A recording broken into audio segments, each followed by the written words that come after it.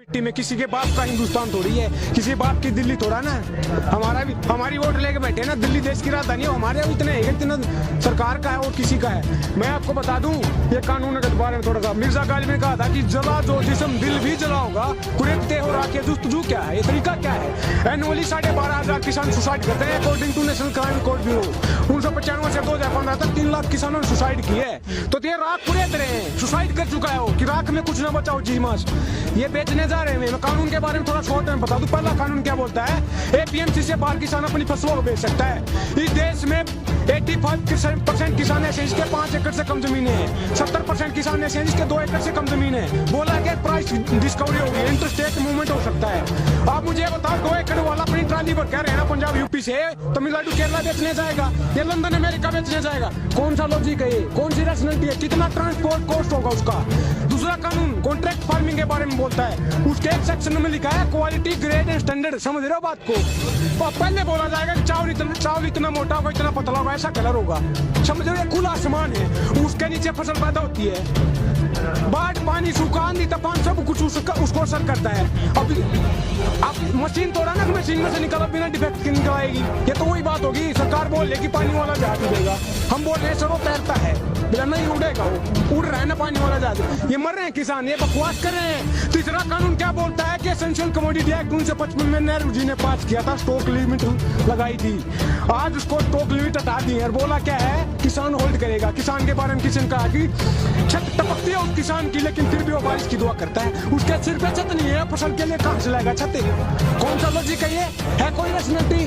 बकवास कर रहे हैं, जमीनें बेचने जा रहे हैं। मैं हरियाणा से हूँ, वहाँ पे सवाल का मुद्दा उठाते हैं। आप ये बताओ, हमारे पास जमीनें नहीं रहेंगे, पानी में डूब के मरना है क्या? पानी किसके लिए चाहिए? जमीन के लिए, खेती के लिए। आतंकवादी खालिस्तानी बोलते हैं, अगर हम आतंकवादी हैं तो आप हमारे बीच में ऐसे घूम सकते हो आतंकवादियों के बीच में? 70% देश की पॉपुलेशन एग्रीकल्चर में डिपेंड करती है, तो 70% तो वैसे आतंकवादी हो गए।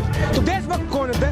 आतंकवादी बताऊं मैं कौन है? साधु प्रज्ञा ठाकुर, जिसने 2008 में मालेगांव ब्लास्ट केस हुआ था, उसकी मेन एक्यूज है, आतंकवाद के चार्ज है, वो पार्लियामेंट में बैठी है। समझ रहे हो, कोर्ट से जिंदाबाद के नारे बताए, हमें आतंकवादी बोल रहे हैं। आतंकवादी, एक बात और बोल दूं मैं, आतंकवादी अगर हमें बोल रहे हैं तो 60 के डिकेड से पहले इंडिया फूड सिक्योरिटी में इंडिपेंडेंट नहीं था, भूखे मरते थे हम। 62 में चाइना से वार हार गए, 64 में पैमाना, लाखों लोग मरे भूख से। जवान भी आ रहा था, किसान भी आ रहा था। लाल बहादुर शास्त्री जी ने नारा दिया, जय जवान जय किसान। 65 में ग्रीन रेवोल्यूशन आया। आज जो बफर स्टॉक के 9 में, इतनी मेहनत से हमने जमीन को सींचा था, बफर स्टॉक के 9 में खाने के लिए कम से कम होना चाहिए। 40 मिलियन टन क्या दुगना हो चुका है आतंकवादियों की वजह से। देश पाला नहीं, भूखे मरते थे, हमें आतंकवादी बोल रहे हैं। बीजेपी के सांसद हैं, वो कहते हैं किसान AK-47 लेके आ गए हैं। देखिए, ये सारे अनपढ़ हैं, गौमूत्र खाने वाले हैं, गोमूत्र खाने वाले। नत्था सिंह एंड प्रेम सिंह वो नंदा सेम थिंग, सब एक से हैं। और रमेश बिदुड़ी बोल रहे हैं कि बड़ुए 500 रुपए में खरीद के लाए हैं। बताओ उसको कोई बड़ुए हैं? अंधाता देश के बड़ुए बोल रहे हैं। शर्म करो देशवासियों, आप अपनी आग नहीं उठा रहे हैं। मिर्जा गालिब ने कहा, चमन में तिलाक के रंग बू से बात बनती है। हम ही हम है तो क्या हम है, तुम ही तुम हो तो क्या तुम हो। डेमोक्रेसी क्या होती है? People's government, government of the people, by the people, for the people. आज क्या हो रहा है? उल्टा हो रहा है, government of the capitalist, by the capitalist, for the capitalist. उद्योगपतियों को जमीनें बेच रहे हैं। लेकिन जो बड़े उद्योगपति हैं, अडानी और अंबानी, वो कह रहे हैं कि इस पूरे किसान आंदोलन में हमको घसीटा गया है। हम किसानों से ना जमीन लेते हैं डायरेक्ट, ना अन्न लेते हैं। क्या कर रहे हैं? बता दूं, 1991 में LPG के थ्रू इकोनॉमी को खोला था। क्या बोला था कि बाहर का इन्वेस्टमेंट आ गया, कंपनियां आएंगी, रोजगार मिलेगा, देश की ग्रोथ होगी, इकोनॉमी ग्रोथ होगी। आज उसका नतीजा ऑक्सफैम की रिपोर्ट आती है, 1% के पास देश का 60% धन है, देश के 10% के पास देश का 90% धन है। हम कहाँ हैं? हम कारखाने लगाएंगे? हम PhD करके आते हैं, BTech करके 10,000 की नौकरी देते हैं। 10,000 में ड्रेस नहीं आ रही, कपड़ा नहीं आता 10,000 में। मोदी जी कहते हैं पिंचर लगाने वाला भी रोजगार कर रहा है। क्या लगाने वाला? पिंचर तो लगा रहे हैं, पकौड़े चल रहे हैं। हाँ, आत्मनिर्भर बना रहे ना, फिर ताली ताली बजवा रहे हैं। एक ही थाली के बैंगन है, बकवास कर रहे हैं। पार्लियामेंट में 43% क्रिमिनल बैठे हैं। ADR की रिपोर्ट बताती है, association for democratic reform. Kuldeep Sengar rapist, children rapist, Sadhu Pragya आतंकवादी, वैसे बैठे हो पार्लियामेंट में, कानून बना रहे हमारा। अपराधी हमारा कानून बनाएंगे तो ऐसे बनेगा, कानून बन रहे हैं ना लोग। गुरु आसाराम पे तो आप ही हो ना उन लोगों। किसको? तो फिर चुन लिया उस टाइम पे, पता थोड़ा ना भाई क्या ये ऐसा करेंगे। दूसरी बात, चुनने वाली बात आपको गलत लगे लगेगा, लेकिन हमारे देश में एजुकेशन इतनी ज्यादा है कि जैसे इलेक्शन आएगा कोई हिंदू बन जाएगा, कोई मुसलमान बन जाएगा, कोई ब्राह्मण बन जाएगा, कोई जाट, कोई गुर्जर, कोई दलित। ये जाति पाति के आधार पे वोट देते हैं। शर्म करो आप, शर्म की बात है ये। एजुकेशन नहीं है, इलेक्शन आएगा तब भी इनके साथ मिलेंगे। भगत हैं चिंटू पप्पू पिट्ठू बन के बैठे भाई साहब, ये समझने की बात है। डेमोक्रेसी क्या होती है? Dialogue, debate and dissent, SMP, ये डेमोक्रेसी है। यूज करो उसका। तो चुनाव जो होता है क्या विकास को भूल जाते हैं या फिर जातिवादी को लेकर चुनाव? मैंने बोला ना, वही तो हो रहा है। जाति के आधार पर टिकट देंगे, फिर क्या बोलते हैं कि भाई ये जाट नेता है, ये उत्थान करेगा मेरा। जो आदमी जाति के आधार पे वोट लेके जाएगा फिर काम करेगा। वो क्या वोटर भी तो जात के आधार पे वोट दे, जात के आधार पे, धर्म के आधार पे वोट दोगे तो मन की बात होगी। काम के आधार पर वोट दोगे तो काम की बात होगी। समझ रहे हो? डिवाइड एंड रूल पे बोलना चाहूंगा मैं। कुछ किसी ने अंग्रेजों ने डिवाइड एंड रूल किया था, ये भी वोट कर रहे हैं हिंदू मुसलमान मंदिर मस्जिद करके कि बांट दिया धरती को। क्या चांद सितारों का होगा? नदियों के कुछ नाम लिखे, बहती धारों का क्या होगा? शिव की गंगा भी पानी, यहाँ पे जमजम भी पानी है, मुल्ला भी पिए, पंडित भी पिए, पानी का मतलब क्या होगा? उन फिरका परस्तों से पूछो क्या सूरज अलग बनाओगे? एक ही हमेशा से सबकी क्या हॉबी नहीं बनाओगे? नस्लों का जो करे बंटवारा, नस्लों का जो करे बंटवारा, रहबर काम का ढोंगी है। क्या खुदा ने मंदिर तोड़ी थी या राम ने मस्जिद तोड़ी है? अगर स्टेट मंदिर बनवाएगा तो स्कूल, कॉलेज, यूनिवर्सिटी, हॉस्पिटल, सड़कें, बिजली, पानी ये कौन करवाएगा? इस देश में पहले भी मंदिर बने, सरकारों ने बनवाए हैं। क्या ये आर्टिकल 25 हमारे संविधान का बोलता है कि right to freedom to profess, propagate and practice any or not any religion of your choice. धर्म हमारा पर्सनल मैटर है, हमारा फेथ है। अपने आप को चंदन इकट्ठा करके मंदिर बनवाएंगे, सरकार मंदिर बनवाएगी। स्टेट का कोई रिलीजन है क्या? तो सबसे पहले तो चंदा राष्ट्रपति जी ने दिया है, तो राष्ट्रपति क्या हमारा ही है? कौन है वो? किसान है क्या वो? नहीं, हमसे पीछे गया क्या वो? कैसे राष्ट्रपति चुना जाता सबको पता है। सब उनका है, वो तो एक रबर स्टैंप है, सब रबर स्टैंप उठा के लगा दी। आप मुझे बता दो एक भी कानून पे जिसने राष्ट्रपति ने डिसेंट का यूज किया हो, अरे हो कि ये गलत है? ये सारे कानून पे मोहर लगा देते हैं। पिट्ठू होते हैं सरकारों के राष्ट्रपति। देश का पहला नागरिक, गलत बोल रहा हूँ लेकिन पिट्ठू है भाई, पिट्ठू है। क्या आपको लग रहा है जनता को भी सुधरना चाहिए था? सुधरेगी कैसे? मेजी रेस्टोरेशन आया था 1860 के दशक में जापान में। छोटा सा देश है, खेती के लिए जमीन नहीं है, टापुओं का देश, आइलैंड पे बसा हुआ है। मेजी रेस्टोरेशन आया था, उससे इंडस्ट्रियलाइजेशन हुआ। देश को इतना पढ़ाई लिखा है, ह्यूमन डेवलपमेंट, एजुकेशन, हेल्थ पे इतना खर्चा किया कि छोटा सा देश है। ये जितने है ना दादागिरी के घूम रहे हैं, वर्ल्ड पावर में घुमा के मारा था, घुमा के भगा यूएस पीटा, पर्ल हार्बर पे अटैक किया, चाइना को हराया, रशिया को हराया, सारे देशों को घुमागा। छोटा सा देश है। ऐसे याद इजराइल पूरे मुस्लिम राष्ट्र, 60 मुस्लिम देश हैं, भगा के मारता है। ये लड़ाई की बात नहीं है, रिवेंज की बात नहीं है, रिफॉर्म की बात है, ये रिवॉल्यूशनरी थिंकिंग की बात है, क्रांतिकारी की बात है। भगत सिंह ने यूं फांसी हो रही थी ना, उनके वकील ने आके पूछा था आप देश को क्या संदेश देना चाहोगे? उन्होंने कहा था कि साम्राज्यवाद मुर्दाबाद, इनकलाब जिंदाबाद। आज मैं बोल रहा हूँ कि पूंजीवाद मुर्दाबाद, इनकलाब जिंदाबाद। मैं क्या बोल रहा हूँ? आप काम की बात कर लो यार, मन की बात क्यों करते हो? काम की बात क्यों नहीं करते? खेती किसानी की बात क्यों नहीं करते?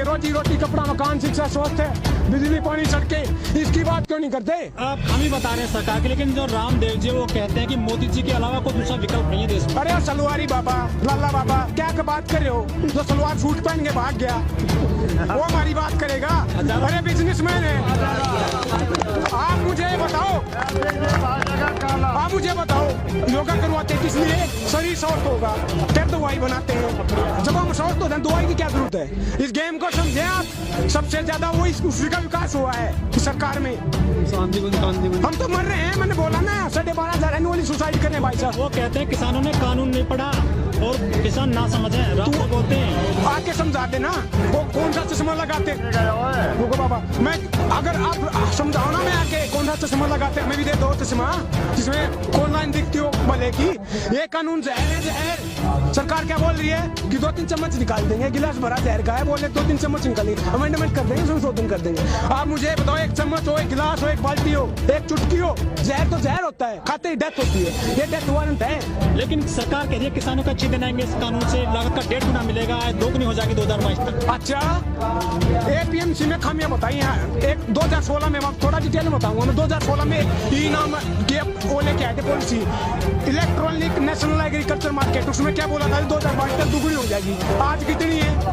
वो नेशनल मार्केट होगा, वो कहाँ गई? पॉलिसी वो फेल क्यों हुई, क्या कारण रहा। दूसरी बात, एपीएमसी अगर ट्रेड को डिस्पोर्ट करती है तो फिर क्या 6% किसानों को एमएसपी मिलता है, तो 94% तो वैसे आजाद है, उनका उत्थान क्यों नहीं हुआ। मैं बता दूं आपको, 2-4 डॉक्टर हैं, जैसे डॉक्टर दवाई देता है ना, हम खाते हैं, उस डॉक्टर का नाम है WTO, वर्ल्ड बैंक और IMF, जो वो लिख के देते हैं वही लगा चेप देते हैं, अपना तो दिमाग यूज नहीं कर रहे, गोबर मूत्र खा रहे हैं साले, समझ रहे हो। USA में एक किसान को 45 लाख रुपए सब्सिडी दी जाती है, लेकिन वो लोग कहते हैं कि मोदी जी का डंका बज रहा पूरे वर्ल्ड में। बज रहा है, अपने देश में तो बजाओ पहले, डंका किस चीज का बजता है। 19 करोड़ लोग भूखे सो रहे हैं, ग्लोबल हंगर इंडेक्स की रिपोर्ट आती है, 94वें नंबर पर है इंडिया, पाकिस्तान, बांग्लादेश और अफगानिस्तान से पीछे, आतंकवादी देशों से पीछे। ये डंका है क्या। कह तो रहे हैं कि हमने जो आसपास के देश आगे भी जीत रहे हैं। कहाँ कल सर्वे आया, उसमें भी अभी भी उनकी फैन फॉलोइंग बढ़ रही है। अरे सर्वे कहाँ आया है, ये बता दो, कोई मीडिया में आया है, इंडिया टुडे ने बता दो कहाँ पे आया है। इंडिया टुडे ने कहा है कि सबसे अच्छे मुख्यमंत्री योगी जी हैं। प्रधानमंत्री जी नहीं, फिर वही तो बोल रहा हूँ मैं, बताया किसने है। इंडिया टुडे किसका, किसान का है क्या, हमारी बात करता है क्या वो। पिट्टू बन के बैठे हैं, चिंटू है, चाटुकार है, वो पत्रकार नहीं है, सरकार की बात करते हैं, हमारी एक बंडल में बिक जाते हैं यार, 2 रुपए की कौड़ी की औकात नहीं, हमारी बात करेंगे वो। क्या लग रहा है, बात सुन के वोट देती है जनता। किसकी बात करते हैं आप ही मुझे बताओ। डेमोक्रेसी के 3 स्तंभ होते हैं, 4 होते हैं, एग्जीक्यूटिव, लेजिस्लेटिव और जुडिशरी, चौथा होता है मीडिया। अब मोदी जी के बारे में मैं कैसे जानता हूँ, आप कैसे जानते हो।